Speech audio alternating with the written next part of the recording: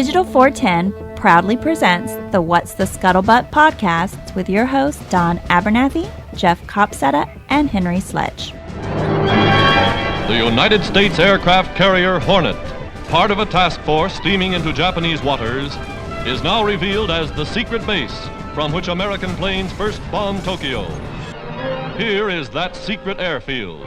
16 B-25s, twin-motored Army bombers, lashed to the Hornet's flight deck, the dramatic saga of a combined Army-Navy mission that brought panic to Japan. Colonel Doolittle assembles his 80 volunteers before the flight. Not until this moment is their objective revealed. The heart of the island empire. Japanese medals awarded United States officers for humanitarian aid to the Japanese people are returned attached to 500-pound bombs. Now, in heavy seas, some 800 miles off Japan, enemy patrol boats are sighted and sunk. Survivors are picked up and put aboard a cruiser. Fearing they have radioed Tokyo a warning, Doolittle decided to take off 10 hours ahead of schedule. Never before have big loaded bombers been launched in such numbers from a carrier at sea. One bomber after another soars from the flight deck, pointed for Japan. The sea grows rougher, the weather worse, but not one plane fails to get into the air. Taking the gale in its teeth, each bomber sets its course for carefully prearranged military objectives in Japan. A course that will put them over Tokyo at high noon in broad daylight. The Yokosuka Naval Base ablaze. Arms plants, rail yards, and oil refineries smashed by the raiders in Tokyo, Yokohama, Kobe, and Osaka. Then journey's end for the great adventure. Fuel gone, 15 of the planes are wrecked as their crews are forced to bail out over China and Japanese-occupied territory. The Japanese government flatly admits that of 8 uniformed flyers captured, some have been executed. This in flagrant violation of all international law. 64 of the 80 men who took off were rescued, and most of them have returned to duty.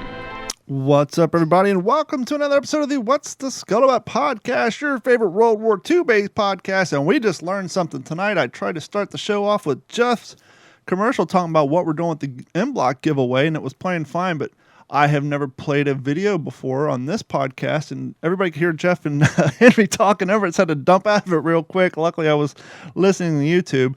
So I will add that clip in later. But for those of you watching live, the whole thing was probably starting next month because we want to promote it a little bit. We're going to start our Patreon giveaways. And one of the things we're going to be giving away is autographed M-Blocks to randomly selected Patreon members. Those are M1 Garand M-Blocks signed by Henry, Jeff, and yours truly.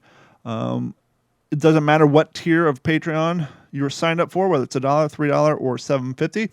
And then probably the following month, we're going to be giving away a new What's the Scuttlebutt coffee mug, along with coffee that I just got in from our friends over at Warbird Coffee. We have the 47 coffee and the 51 coffee.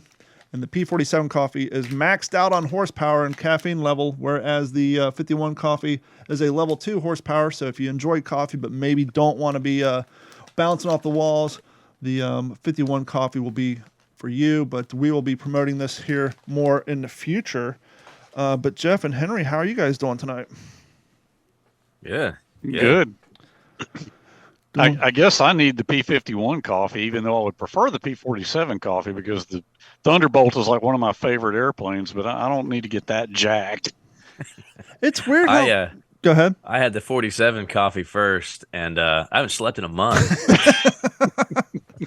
It's funny how, like, when I start my day and I drink a black coffee, I'm cool, everything's good, and I make it through the day, and then, like, around 3 o'clock, I'll hit one. And that one, same coffee, but that one seems to hit me a little more jittery. I don't know if it's because I'm still riding a little bit off of the coffee from earlier in the morning or what, but my afternoon coffee always makes me a little more jittery than my morning coffee. Not sure what's going on with that. Old age. Yeah. Your blood's thinner, it absorbs the caffeine more, Look at that. all that stuff. Henry knows. Look at that beautiful coffee mug. I know only two. Well, I need a cup of damn coffee right now. Apparently, it hits Henry a little harder, too, because he's lower to the ground, being so damn short. Oh, man. How tall are you, Henry? 5'8". Yep, he's a short one. I'm not 6'5" like you are. Yeah, I've always hated my height, like especially in high school. Everybody's all tall, dark, and handsome. In my experience, the chicks like the shorter dudes. But I don't know. Being 6'5" sucks because like when it comes to clothes, for example, you're a victim of the style, and I don't want to dress in modern day clothes, and so I have to like go to outlet malls to find like a size 33, 34 long pant that fits me in the waist. Otherwise, or like dress shirts, for example. Find one of those sleeves long enough without getting them tailored. It was like, we'll just get a double extra large. Well, then it looks like a maternity shirt. It drapes off you. I need something long and skinny. So I wish I was 5'8", maybe a good 6 foot. But no, 6'5". It's just, I see other people 6'5". I'm like, God, do I look that ungodly and gangly when I walk by? But apparently I do. Look, I got a buddy who's 6'7". Oh, I do. And I'm like, man, I would kill to be your height. And he's like, no, you wouldn't. It's a short man's world. We're just living in it. Have you ever? He said, I would rather be 5'8" than 6'7". Henry and Jeff, remember in the 80s and 90s when the home fashion was like to take a stucco and just blotch the ceiling so it looked like you had stalactites hanging off of it? When you're 6'5", oh, you mean popcorn ceiling? No, popcorn looks like popcorn. These are the ones that like look like stalactites. I mean, it looked like somebody just took a paintbrush, went and like it was hanging down. I remember in high school, I took my shirt off and I drug my knuckles across the ceiling and bloodied them because I'm so damn tall. Actually, I need a new ceiling fan in my bedroom because I took my shirt off one day and put my hand into the blade at full speed and bent the arm. And I went to Home Depot and they don't sell replacement arms. So the fan above my bed's off kilter because I actually put my arm through it at full speed and bent the damn arm. Yep. Getting that first apartment that was built in the 90s, the shower head hits you right here in the chest because you're too damn tall. It's a short man's world. I'm just living in it. How did we go from just a great intro about the Doolitle-Raids to Don taking his clothes off? How does that happen? Because you just never know where this show's going. How you doing, Jeff? Hey, man, it's the first night of hockey playoffs. Yeah, so it I'm is. doing pretty good. I mean, my team doesn't play till tomorrow, but I'm just pumped. I love this time of year, man. I mean, down here in Texas, spring has fully sprung. Everything's green and flowered out, and everything's all different colors. We might actually get a little bit of rain, and then it's hockey, and it's just who's your beautiful. team, Jeff? The Rangers. Okay, I used to like the well, I used to really be into hockey, and I liked the Rangers. I love their uniforms. Yeah. I've always been a Rangers fan. Of course, growing up in Jersey, I was really kind of the area I was in was more Flyers and Devils. I was about to say the Devils. Yeah. Yeah. Well, but I was never a home team fan. I mean, I grew up loving the Rangers and the Dallas Cowboys, and that was pretty much it. I didn't really care about anything else, and I really don't care about the NFL much anymore like I used to when I was a kid. But hockey has just always been – it's just so much more fun to watch. Heart. It really is. It's just men competing, and I just love the history of it. And the Rangers have such a great history, and they're not – they certainly haven't won a lot like some of the other original 6 teams have, but – they've only won 2, actually, Stanley Cups since 1940. But they were a hot team during World War II. Is Lundqvist still the goalie? What's that? Is Hank Lundqvist still the goalie, or is he retired? Oh, no, he retired. He's an analyst now. Yeah, I was going to say, it was about 4 years ago. See, when I worked in radio, we used to give away tickets to the local team. And so if we had some left, I'd go all the time. And then I've been a Penguins fan since middle school because Columbus, Ohio, we didn't have a team until I left Ohio. Everybody's like, why aren't you a Blue Jackets fan? It's like, because they weren't around when I was here. I bolted in 2001. And so I was always a Penguins fan. And so Carrie and I were really into it. That's why Bailey's name's Bailey, because Carrie's a LA Kings fan, and their mascot's name is Bailey. That's how our dog ended up that name. But my buddy John, who I used to go to local ECHL games with, he's a Flyers fan because he was in New Jersey, but much like me at the time, they didn't have a team really. And so he was a Flyers guy. Because I think I was right around the time the Whalers went defunct, and I don't think the Devils were out yet when he was growing up. And so he was a Philly fan, and so we'd go to these games. I'd have my Penguins jersey on. He'd have everybody's Flyers jersey. I'm just like, what the? You guys can't be sitting together, but we always did. And I love hockey. First time I went to a pro game was up in Tampa. I went to a Lightning's game. And it's so much faster than your ECHL teams, but it's a damn good time. So I don't want to complain about rain because Fort Lauderdale got their ass kicked, as we saw a few days ago. But on the West Coast where I'm at, we're in a drought. We finally got some rain last night, and I just got my roof redone, and there was a construction dumpster in my driveway. And so my truck's parked out in the front yard where the make-believe culvert is, which tends to flood. So I got up this morning, it was pouring down rain, so I put on my service boots and put on this hat and my HBT jacket and went out in the rain and just went to work. And my boss looked at me, he's like, "You got an event coming up?" I was like, "Nah, it was raining this morning. I didn't want my feet wet." And it's, you got this gear, why not wear it? I mean, that's the best time when the weather gets a little cooler or a little rainier. We can actually wear some of our gear without having to go to an event and not look so out of place. Like when you whip out that beautiful all leather M42 jacket and get on your Triumph right down the street. That's the perfect jacket. Like if you had an old Triumph or an Indian, that'd be the perfect jacket for that bike. Yeah, I wish I had an old Indian. I just never got into motorcycles much. My dad was always on motorcycles, and I love the old, classic bikes. The Indians and the Harleys from the World War II era. Even that'd be great. But if I bought one, I wouldn't. It'd be a waste for somebody like me. I don't know. It just kind of skipped me. But I am looking at. I saw there's a 1947. It's a pickup with a flatbed on it. I mean, it's cherry. Nice. And it's down the road here. I know the owner, and all of a sudden yesterday I saw a for sale sign. I went, But we'll see. Looking around the backyard. Do I have any room to park at? I got a tree to put it on. Yeah, I just bought my son a 2000 GMC the other day, step side, nice pickup, and so now I'm up to 6. But I can probably skim one for that 47. That's a nice truck. Yeah. Sure. It sounds like it's too bad he didn't wait 2 weeks. But anyhow, before we get into the Doolittle, because we didn't want to bring an entire conversation to a screeching halt, we're going to start things up a little different. We're going to get down to mail call, and we want to hear from each and every one of you. So if you have any topics, questions, comments, concerns, dislike of my spinning a show off topic in weird ways, please send us an email at mailcall@WTSPWWII-EP-149-Doolitle-Raids.com. Tell me to get my shit together and I'll happily listen. But for this week, Jeff has 2 fantastic, well-written, in-depth emails. And so, Jeff, take it away. All right. This first one reads, I just recently discovered your podcast when searching for articles written by E.B. Sledge and his son Henry. I am very excited to begin listening to the podcast. I do have one question. When are the live on-air broadcasts? I'm an amateur World War II PTO historian. I began back when I was in junior high school after reading a book about Guadalcanal and the 1st Marine Division. Please forgive me, but I have long since forgotten both the title and author. Over the years, life intervened, and it has only been within the last few years my passion for World War II PTO rekindled and my reading and studying grew. I began purchasing a variety of books on the subject, some good, some bad. I read With the Old Breed, and it was fantastic, eye-opening, and you get a very real sense of what the average combat infantryman went through. When the miniseries The Pacific came out, I refused to see it. I figured Hollywood would take my passion and destroy it with their artistic license. I broke down and finally watched the miniseries. I was pleasantly surprised. They did take some artistic liberties, but overall, I was pleased. It has since become one of my all-time favorite series. Henry, I understand that you are working on a book that includes portions of your father's original manuscript plus family recollections. I'm very excited to be one of the first individuals to purchase a copy as soon as it becomes available.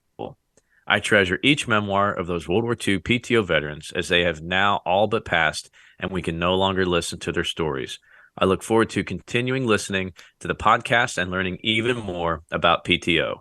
Sincerely, Donna Eichhoff, Palmer, Alaska. The next one starts off with, It's me again. Listening to the conversations about the Pacific, I also felt partially let down when watching the Pacific the first time. I was expecting something different, more like Band of Brothers also. Since the first time watching, I've grown to love it. Band of Brothers, I felt, was the super patriotic, glorious side of war portrayal, to where the Pacific is more raw and in your face. War can bring out the worst of people as well as the best, and it shows that. I find myself rewatching the show often.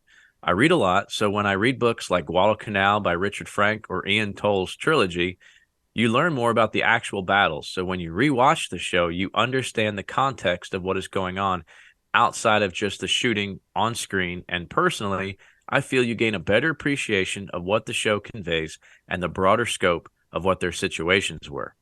Looking forward to Masters of the Air. Would love a miniseries on the Navy. The naval battles of Guadalcanal, Okinawa, Leyte Gulf, Pearl Harbor would be quite interesting. Halsey, Nimitz, King, Spruance, these guys would make for excellent TV. DJ.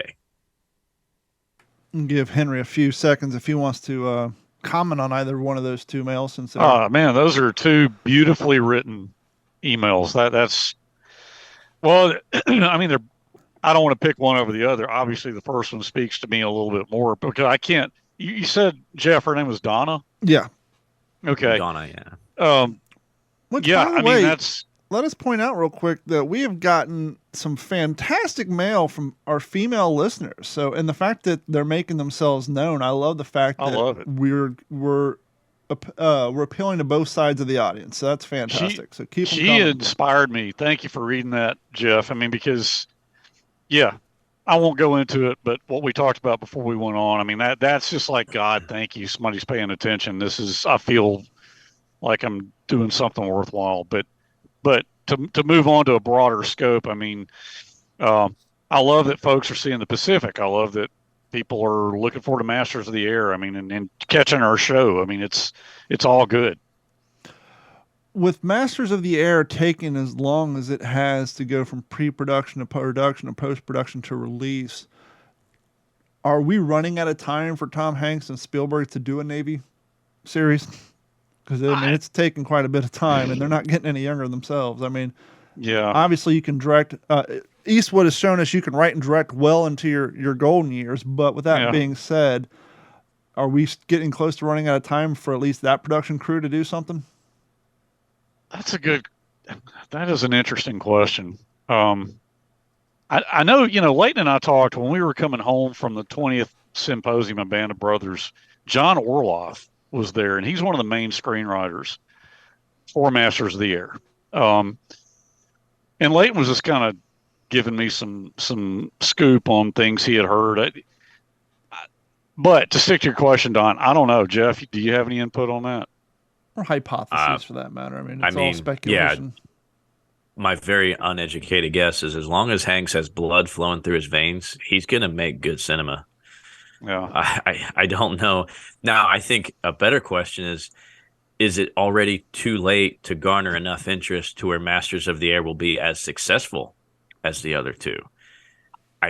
That's really the one that scares me because, I mean, had this come out 20 years ago, oh my gosh, right? I mean, just swap the timetable. Had this come out and not Band of Brothers when we were still kind of on the heels of the Memphis Belle and Tuskegee Airmen, and then just kind of yearning for more of a bigger picture. I think Band of Brothers was just a perfect time. We were just, we had that. Yeah, and there were so many veterans still here. Yes, exactly. And we were riding the coattails from Saving Private Ryan. Still, everybody still kind of wanted more, and Band of Brothers gave us more. I think the Pacific is just, we've talked about this 1,000 times. It's just different. It's a different type of war. It's definitely a more overshadowed part of the war. So even, it could be the best thing ever, but it has to tell it the way it was or close to it. And that's not what we are used to seeing, right? I mean, we grew up watching Hogan's Heroes. Okay.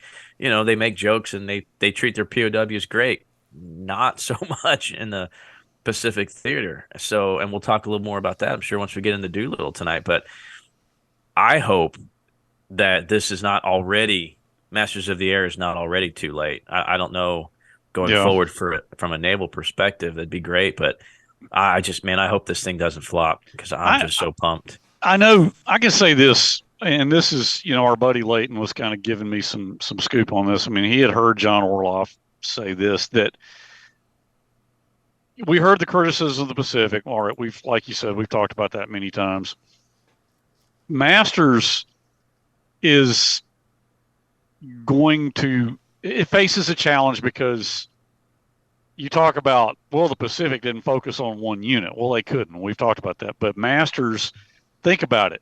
Every B-17 had 10 guys in it. And so it's the number of characters that it's going to have to develop. I mean, Leighton told me a direct quote from Orloff on that, and I really hesitate to repeat that. But then again, he didn't swear him into secrecy either. But it faces some challenges. I'll just say that. That doesn't mean they won't pull it off. That doesn't mean anybody's saying they can't pull it off. Yeah. But back to the previous question, I almost wish they would have staggered the production. Like, okay, we have a 2-3 year gap between the Pacific and this one. Because kind of like which would be a tremendous undertaking, but just time wise, because like Jeff was kind of saying, has the broad pop culture interest in the subject still there to support a project of that caliber? I mean, we know our community's here, we know, some of the younger cats, but we also know when it comes to sinking that sort of money and that sort of production, the people who invested that money, they're looking for more viewers than just our community and, a handful of kids who played on video games on Xbox. And so that'll be the big question too, is the audience out there? And kind of like we spoke a few weeks ago, back when Band of Brothers and even the Pacific, the Pacific saw a little bit of the streaming services popping up around it. But back in the day, Band of Brothers was on HBO. You either had HBO, Cinemax, or Showtime. Yeah. But either way, and even if you had DirecTV, you still had internet. You still had HBO, and then maybe Showtime. So regardless, unless you didn't have a cable or satellite system, chances are you either had HBO or you went out and got it. But now, the Tom Hanks Navy, what was it, Gray something or other? The Greyhound. Yeah, Greyhound. Yeah. Never saw it because it was on Disney Plus. Didn't have that. I have it now, so now I can go back and watch it. But I think by putting it on a streaming service, it also isolates a good portion of the audience for potential. And it makes it tougher to track the metrics too, as far as how many people are.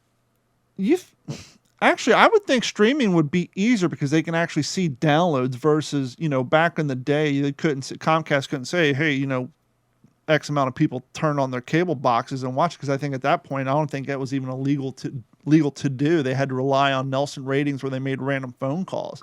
But when it comes to streaming, they can see how many people actually stream and download a video, just like we can see how many people watch our videos on YouTube and stream the podcast. So I would think that would be the one benefit of streaming, is you can actually get real hard numbers on, X amount of people tuned in, X amount of people shut it off after 45 minutes, or X amount of people stuck through the whole series, or, the first 5 episodes and then it dropped off. I'm sure they can actually get more in-depth detail when it comes to that sort of thing, opposed to back when it was streaming strictly on HBO services. But I'm excited for it to come out. We've all been waiting forever. And, but it's almost like they'd almost have to do the Navy to finish off. We already had the, Band of Brothers, the PTO. Obviously, you can say, well, what about the, ground infantry for the Army? But, there's a lot of movies covered that.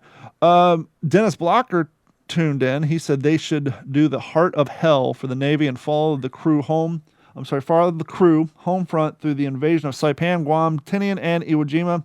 This would include the UDT frogmen doing their recon mission. So that's his suggestion for the 4th layout of those series. And so there's that as well. And once again, we do want to hear from you. So send us an email to mailcall@WTSPWorldWar2.com. And if you also want to support the show, you can do that by going to WTSP or D-410.com. As we said earlier, please sign up for Patreon. All you got to do is sign up and you'll automatically be enrolled into winning autographed M blocks when we get the coffee mug and doing the coffee giveaways. And we're going to continue doing that. This isn't something that's just going to be a limited time. Obviously, the items we give away are going to be limited time, but we want to continue thanking you guys for supporting us and what we do by doing prize packs through Patreon. Just a little thank you for you guys for signing up. But without any further ado, Jeff, you want to start us off on the topic of Sir Jimmy Doolittle? I guess he's not European, so he wouldn't be Sir. He's not a British knight, but yeah, Mr. Jimmy Doolittle. Well, to every enlisted man, it was going to be Sir. Yeah, that's as true. An officer. Sir, yes, sir. And talking about our little pre-show plans tonight, we thought it was fitting with the anniversary on the 18th of April, the Doolittle Raid, 1942, and I think My favorite things about the story is a little bit deeper than what the general what we see on the surface, right? What we see is 16 B-25s launching off the carrier Hornet. And the story goes, okay, they did negligible damage, and of course we lost some guys in the process, but it was that psychological victory, right? Hearts and minds. So that's kind of the Doolittle-Raid in a nutshell, right? We just wanted to strike back after Pearl, but when I look at it logistically, from a training perspective, just a personnel perspective, for this thing to be pulled off 4 months after Pearl, that really blows my mind, because even as far back as when Chief of the Air Corps Hap Arnold decides to kind of task Jimmy Doolittle with this particular mission, I think Doolittle was notified on the 17th of January. Okay, so we're looking at 30 some days after Pearl, right? 40 days maybe. Okay, that's a fairly quick turnaround from all of a sudden we're caught, at Pearl, to in the period of maybe 5 weeks going, we not only know what we're going to do, we know who's going to lead the charge. I mean, in military terms, that's pretty quick. And then 3 months later, he's taking off, off the Hornet 600 miles from the coast of Japan. Like, that, to me, that part of the story, I think, is what's really interesting, to kind of have this concept of, yes, well, we know twin engine bombers can't land on a carrier, but they can certainly take off from one.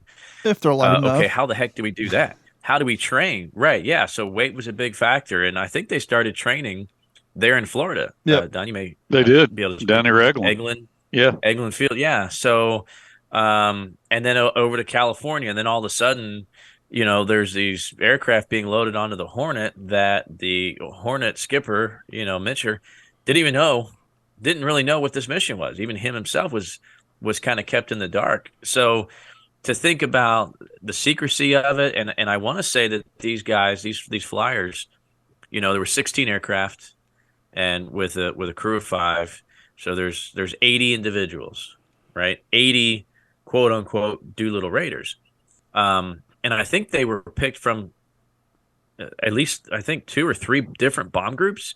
It wasn't just like all of a sudden Doolittle had these guys, right? Yeah. Like he didn't have these to begin with. It wasn't like, okay, we need the 91st bomb group to bomb this. No. Like, these guys came from all over. And especially in an aircraft as dynamic as the B-25, I mean, probably one of the most, had the most modifications of American aircraft during World War II. We probably don't realize that. But yes, we realized the P-51 had some modifications, but this is like the Spitfire, right? There was the Mark everything of the Spitfire, and the 25 was really no exception. I mean, 25 was, like I said, was the amount of modifications that aircraft went through. And the neat thing too, and I'll open this up to Henry, but I think maybe a little bit of the irony is to have that aircraft specifically named after Billy Mitchell, the guy that was shunned. It's a shame he didn't live long enough to see, the fruits of his labor. But in July of, I want to say it was 1921, when he, when they sunk the German battleship, the Ostfriesland, proving that air power could take down a mighty battleship, which at that time, the battleships were the darling of the Navy. Right. I mean, even in 1941, with the amount of battleships that were hit at Pearl, and of course the big topic there is, the aircraft carriers were out at sea in training, and the Japanese like, who cares? Like, we took their battleships, because they were the darling of the Navy. But it really wasn't until 1942 that the complexion of the darling of the Navy shifting from those dreadnoughts to the flat tops, that's really when that thing happened, and never really looked back. So to have somebody, to have an aircraft named after somebody who was trying to prove this in the 20s, to have his namesake on an aircraft and have somebody like Doolittle. You know, yeah, he was ambitious and he was brave and he was seasoned, right? Doolittle's in his mid-40s at the time of the raid, but also held a doctorate in aeronautical engineering from MIT. Yeah, he was a brilliant man. Yeah, not just like a daring leader. Yeah, he's a daring leader, but the guy really knew what he was doing. I mean, the guy basically invented flying by instrumentation only, flying blind. I was going to say that knowledge and that background definitely came in handy in this mission when it came to, okay, we need to get these birds off this plane with a short runway and we need to cut weight. What can we cut? What can't we cut? And how are we going to get there? Definitely helps to have the guy in charge have the knowledge in the background. Absolutely. Yeah. So that's just my kind of short and skinny of it. I mean, people can really, we don't think we have to go through the nitty-gritty details, but I just think that's the neat thing to me of this story is how quickly we did strike back, regardless of what we hit or not. Having American bombers over the emperor, of Japan, rattled a few people there, and not even having to do that again. The thought that it was done and can be done, that was constantly, present day. You're the Empire of Japan, present day, 1942, 1943, even 44. This could happen again at any day. Just having that thought in the back of their minds too has got to have basically it's got to change how they were waging war to know that threat is there again at any given time. And not to mention the fact that prior to this, we had never done anything like this no one had done any sort of thing on this over Japan. And to have our guys say, okay, here's what we're doing. And oh, by the way, it's a quote unquote suicide mission. We're going out, but there's not going to be fuel to get back. We're dropping the bombs. And if you're lucky, you'll land in China. And once you're in China, you'll be lucky if you don't get captured by Japanese soldiers who are there. So, who wants to do this? And you still had guys with the intestinal fortitude to say, let's do this. Let's get the job done.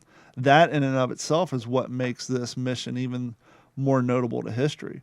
I mean, yes, there's that in pretty much every mission, especially infantry. There's a high likelihood that, some of the guys around you aren't coming back, but to actually know from jump, hey, there is no return trip home, at least not anytime soon.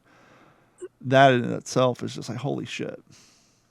Yeah, absolutely. And I'll share a quick story with one of the times I got to talk to the last surviving raider, of course, Dick Cole, who was the co-pilot for Doolittle. I asked him, I said, sir, if we could go back in time to the morning of April 18th, 1942, and if somebody said, that if somebody came, told you you're going to live to see the age of 103, he said, I wouldn't have believed him one bit. He said, I just wanted to get to April 19th, 1942.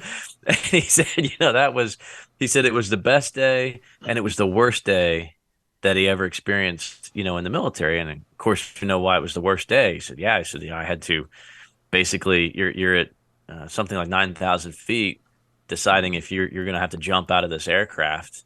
When that decision is made, you got to bail out. That would be the worst day, of course. And I said, so, well, why was it the best day for you of the war? He said, because my parachute opened. It's all about perspective. We tried to have a guest on tonight, a return guest. He's been on twice in the early days of this podcast, named Ted Johnson. He's a member of the Florida Flyboys. He's been a reenactor for 20 years, but he was actually at the last Doolittle reunion, and some of our friends had gone to a few of them prior to that, and I was wanting him to come on tonight and share his experience at that last reunion, but sadly, due to technical difficulties, he was unable to join us. But I've talked to a few of those guys in that group who were invited to go down in there to, be the visual representation of what those guys would have looked like back when they made that flight and that mission. And I could only imagine the honor that you would have to just be in that room in those uniforms, just stand, not saying anything, just be in that visual representation for the people in the audience to kind of look at them and look at you and look at them and just get the whole idea of the uniforms, the gear, and all that. And so sadly, Ted wasn't able to come on to share that, but that would have been one of the coolest things, I think, as a reenactor you could have ever had the opportunity to do. That would have just been so awesome. So I mean, that's why we do it, right? Yeah. That's it right there. I mean, congratulations to Ted. I would have loved to talk to him tonight because that's exactly why we do what we do. Let me ask you guys from a flight standpoint, because you guys are more familiar with the actual planes and the models. When it came, obviously they chose the Mitchell because of its ability to possibly take off from these carriers. But when it comes to a mission where you knew you were going to have to jump out of a plane or crash land it when you run out of fuel, was the Mitchell one of the more easier ones to bail out of, or was it up there in the scale of crap? This is going to be more harder, because we all know by watching the movies, a lot of those planes, they weren't, they're kind of getting through them was almost like getting out of a submarine for a lot of these guys. I mean, depending on where you were stationed at on this plane, getting to an escape hatch wasn't exactly the most easy thing to do. So I know, if I could jump in on that. Yeah, please. So, for example, the British Lancaster was horrendously difficult to get out of because the main wing spar came through the fuselage. Oh. So I've read memoirs and read histories of guys with all their flying gear having to crawl up over that spar to get to the rear of the aircraft. Now, of course, it made the Lancaster able to carry a huge amount of bombs. But to stick to your question, the B-25 probably wasn't inordinately difficult to get out of. I mean, the thing that goes through my mind, and I'm thinking of one movie, I guess we may have already talked about it on one of our earlier shows. I think Van Johnson was in it. It was about the Doolitle-Raid. Jeff, 30 Seconds Over Tokyo. Yes, that was it. Yeah. I just remember a scene, reaching back to my childhood when I remember watching that movie with my brother. I wouldn't have the guts to jump out of a plane on a clear, sunny day. Yeah. Over friendly territory. I can't imagine. It's dark, stormy. You see your props starting a windmill because you're running out of fuel, and just open that hatch and go through. I think they opened up and went through the nose, or out just aft of the nose. I'm not sure, but dark, stormy night, possible enemy territory, or at best China. You have no idea what you're going into. The fortitude and courage is just unbelievable. And by the way, they weren't static line jumping either, so. You got to take that into consideration too. Yeah, and I would imagine a lot of them, or some of them at least, would have just gone at the Bombay. Yeah, right? Yeah, that makes sense. I'm not as familiar with the 25 as I am with the 17, and I know in an emergency situation, when a bailout drill goes out, B-17 crewmen have they have a fire drill essentially. Everybody goes in a certain order. And it's done for a reason, and they have different places that they would exit the aircraft. But I would think when you're kind of like, you're not shot up and the plane's going to blow up any second, you're just kind of riding the time out. It seems to me that I would be fighting to just say, hey, all right, open the Bombay and we'll just tumble out kind of thing. But I don't know. Wow. The best book I've ever read on it was our buddy James Scott, his book Target Tokyo, and he went into some of that, but it's been like a year since I read the book. I'll have to pick that one up. Writing that one down. Jeff is currently going through his bookshelf. I have a feeling he's going to produce the book Target Tokyo. Nope. Oh, maybe. Oh. I would imagine some of it's in this book here. Jimmy Doolittle, if I could never be so lucky again. Yes, Jimmy Doolittle's autobiography. I'll let you know when I get around to reading this thing. What is that, like a number 3 font? Yeah. It's a pretty healthy book here. But no, it's actually the words are quite large, and there's a good amount of photographs, but it's just kind of printed as a very large book. I'd love to get into this one day because Doolittle himself, I mean, autobiography of that man, I bet you that's a great read. Couldn't recommend it because I haven't read it, but if any of our listeners have ever read Jimmy Doolittle's autobiography, I could never be so lucky again. Man, I'd love to hear about it for sure. Absolutely. Do we want to go ahead, since we kind of segued into books? Do we want to go down what you're reading? Sure. I'm going to change up a little bit. Henry, what you reading? Just finished the book I was reading by Michael Veitch on Battle of the Bismarck Sea, which had some great stuff about B-25s being modified. I am now reading Ian Toll's third volume, Twilight of the Gods, third volume of the Ian Toll trilogy, and only about 70 pages into it, but really enjoying it. What's the overall plot point or area? Well, this is War in the Western Pacific, 1944 to 1945. And I think, because I did look in the index, as I've been known to do through the years, I think he does quote my dad in a few places once he gets, on the Peleliu. But right now it's setting a lot of the political stage with where FDR kind of stood with things. And Toll's a great writer. I mean, God, it's so readable and yet so articulately written. Yeah, really enjoying it. That's one of the things you definitely pick up on when you read through as many books as we do, as consistently as we do. You can definitely tell the smooth books, the ones you don't want to put down, to then you go to one like, okay, I'm halfway through chapter 1 and it takes a little extra energy to pick this one back up. So, I mean, you can definitely tell the writing styles, and you definitely figure out what writing styles you personally enjoy, and that helps you keep going through those books quicker and or slower. And so that's one of the interesting things about reading these books, is like finding, okay, I like this author, I like the way he does it, this guy not so much. This historical stuff is good, but takes me a little bit longer. Well, I guess they're all historical, but when I mean logistical stuff, as we've talked about before, I'm more of a biography guy, autobiography, versus just hard numbers and logistic stuff.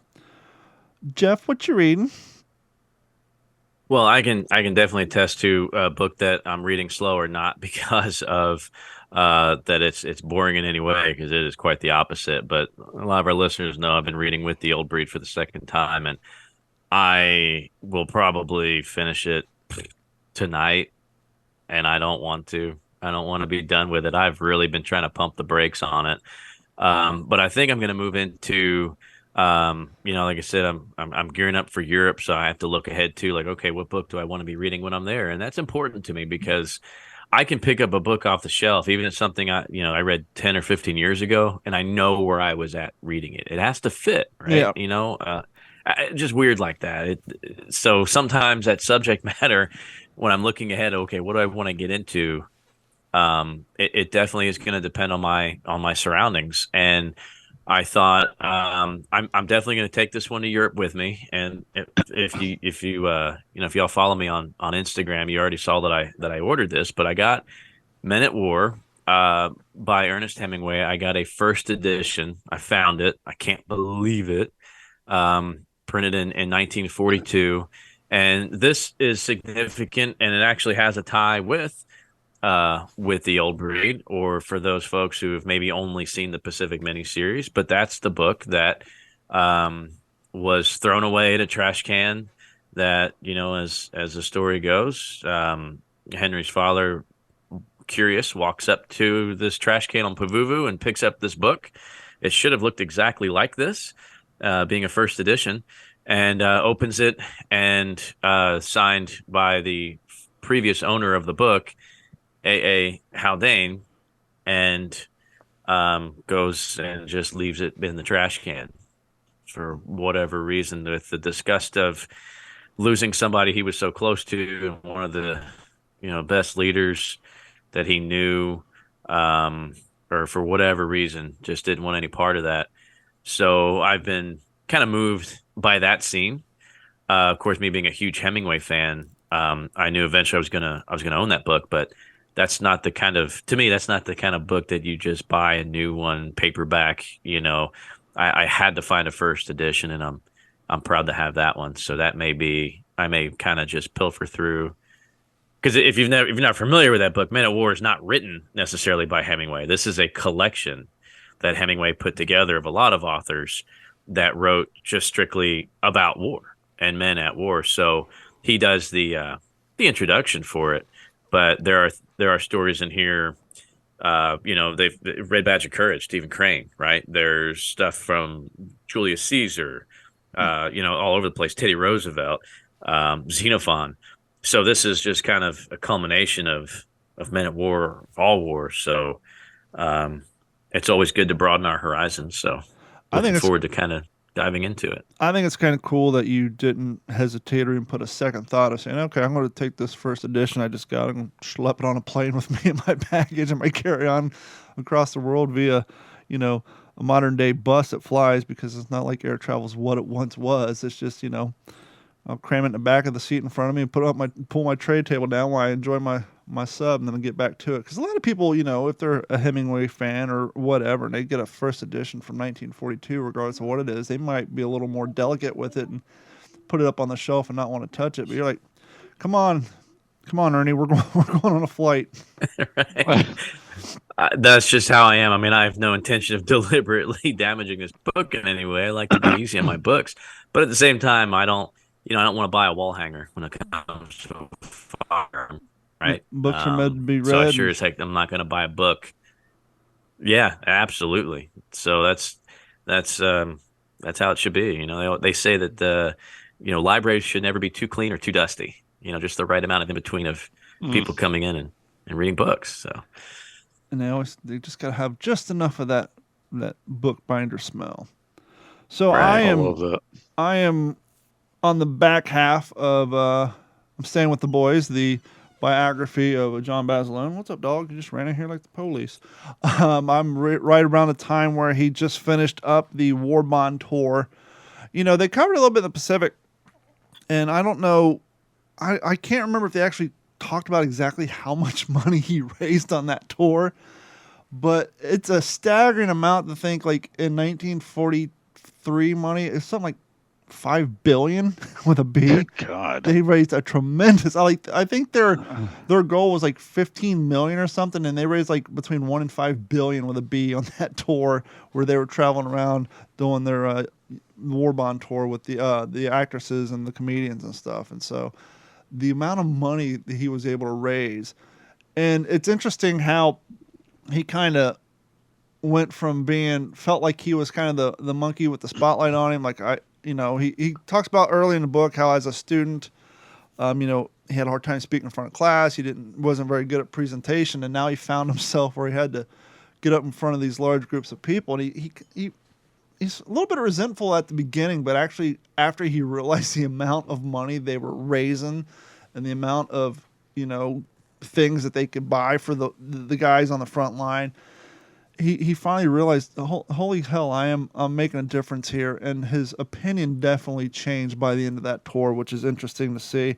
And just got to the part where he finally got his wish, and because he tried for 6 to 8 months.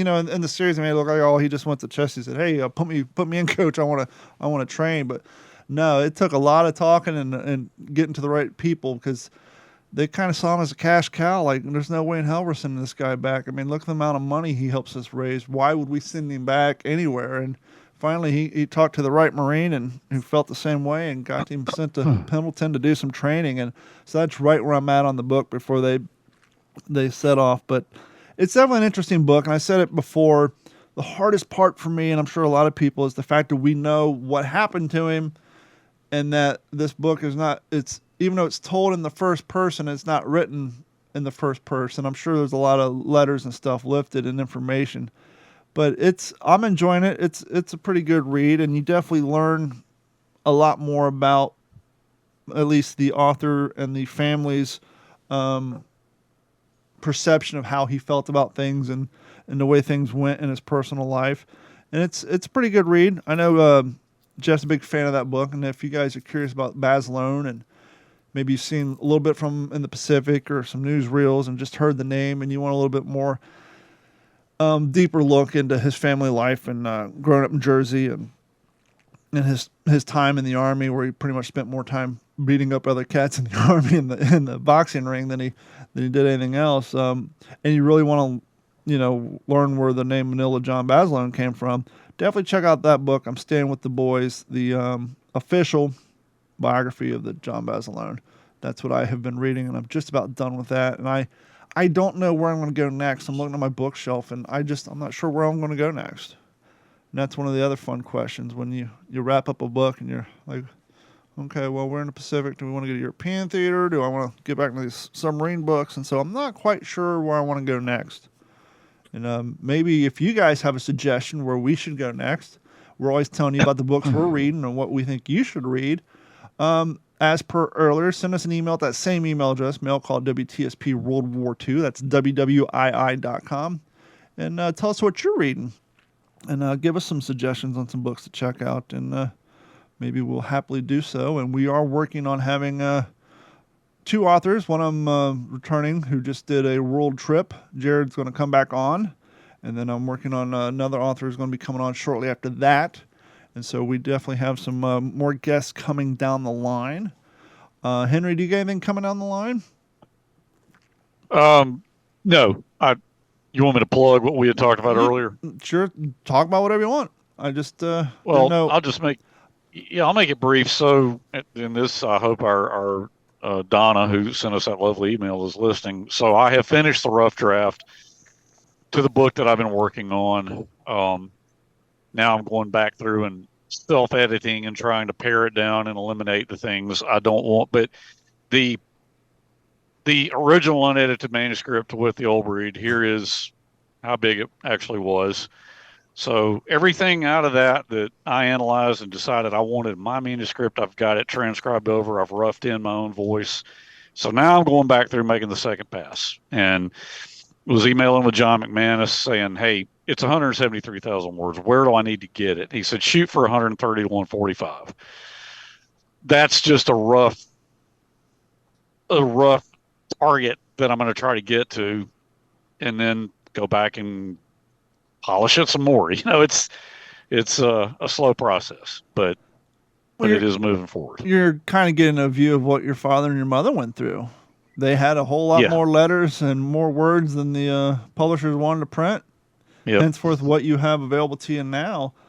And not that, you kind of got a nice insight into, as we kind of talked a few weeks ago, about being a father, raising a family, trying to work a full-time gig plus write on the side. And so you're kind of getting an aspect of what your father went through with that as well. And it's probably kind of cool to kind of share in that sort of family career, if you will, or family. Well, it is. I just feel the pressure that I don't want to screw it up.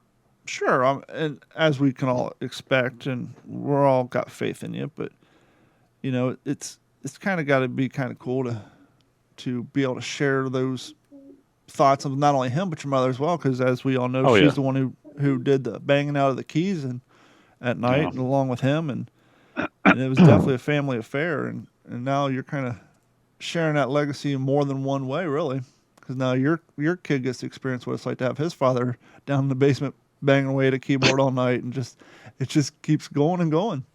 Well, the exciting thing, and we don't have to keep talking about this, but the exciting thing for me is the unpublished stuff, the nuggets in there that are pretty cool to see those, to get those into the light of day. That's really, this isn't about me. That's really the main drive of this. Yeah. And that's what we're all excited for. I mean, this would be like, someone who's a diehard fan of like The Godfather find out, oh, wait a minute, we're going to get to look at some unreleased parts of the script that never came out or things like that. So if you're with the Old Breed fan or the Pacific fan, and there's more content out there that we didn't know about. Oh, this is like the director's cut coming your way. People are just, we're all excited for it. Jeff, you got anything coming down the line? Any podcast, any events going on? Anything you want to plug or get out there? Yeah, I'll just plug the recent show that I was on with the Commemorative Air Force's Warbird Tube. They've got kind of a weekly podcast like what we do here, and was not really aware that was around until about a month ago doing the air show here. Met the director of the marketing for the CAF. She came out to the air show and just talked with her and handed her a business card because, of course, I'm kind of like running around like crazy. It's the air show day, right? I'm in between the ground acts and everything else, juggling. And so it's a shame I didn't get to talk to her a whole lot, but just a few weeks ago, she sent me an email and said, love to have you on the show. And it was great because I kind of got to tell chronology of kind of my story and how World War II for me started at a young age and the opportunities I've had, my service, in the Army, and then afterward, and where all those dominoes have been falling, leading here, and really, talking about how fortunate I am to hang out with you guys all the time, right? Don, of course, talked about meeting you and working together on the set that day together, and the content you got that night after the wrap party, or kind of during the wrap party for the film. And then it kind of was the wrap party, because that was the only part. I mean, there was a period of time where we had like 7 people in that room, like all talking in the background and like making references to us. That was such a fun time. Yeah, I would love to go back and listen to those episodes. Next month I'm going to be seeing RJ and Chelsea again, staying at their beach house for Memorial Day weekend. So we may reminisce. And if any of our listeners want to go back and hear kind of it's the first time I've ever been asked to be a guest on a podcast. So didn't know what the heck I was doing. Still don't, but just do a little more regular. But just fun reminiscing those old times, because that's when Don and I met and became friends. And, led to this. And of course, Henry goes from being a guest to a co-host, just like me. And here we are. And one thing that the Warbird Tube episode talked about was, of course, the host of the show talked about, he went back and listened to a few of our episodes, and he said, man, you 3 guys are just, just a great combination. And make such a great show, because we have very unique perspectives on the war. All 3 of us have kind of a unique tie and interest and perspective, and things that we're kind of really, we know more about this than the other 2. And so we're just kind of a great combination, the 3. So it was nice to hear that from him, and to be able to just talk to a wider audience about what we do and what we love. It definitely, I think if you go back, like if you've been a long time listener to this show from when it was just me and then guest, and then me and Jeff and guest, and then what it is now, I think it's fair to say we all agree it definitely took 3 cogs to get this clock running on time. I think with all 3 of us, I mean, it's just the show is running tip top. We are a well-oiled machine, and I love where the show is at right now, and I can't wait to see where it goes in the future, with the support of our fans and our audience, and the guests who come on, and obviously the content that you guys bring, and the show ideas, and things are just going to get better and better. But I definitely think we're definitely a 3-cog clock, and we need all 3 of us. Amen. But that's pretty much going to wrap it up, I think, for this episode. I think we pretty much covered everything we wanted to cover. If you haven't done so, please go to YouTube and look for Digital 410 Media, or Digital 410. You can find us through, just go to WTSPWWII-EP-149-Doolitle-Raids.com. You can find a link there, and join in the conversation. Sadly I didn't get to keep up. Gabe and Dennis are on here talking. Gabe did say he's still reading Utmost Savagery, The 3 Days of Tarawa. I know great book. Henry read that book. Yes. And I want to get that as well. My son is named after Joseph Alexander. Yeah. So that's the second book I read about Tarawa. The first one being Bob Sherrod's, but yes, that's one of the best ones. I do have a final thought to just kind of wrap up our Doolitle-Raid talk tonight. We didn't go real in depth, but I think we did a pretty good tribute to it. And I've got a quote here from Lieutenant Dick Cole, who again, the last surviving Raider. He says that, I hope that future generations remember that we were just a member of a big force that finally got rid of the Axis. And we did it by everybody doing something, contributing, and people come up to thank me. We are grateful that we had the opportunity to serve. What an incredible quote. I think on that note, we're going to wrap it up, and we will talk to everybody next week. This has been a Digital 410 production.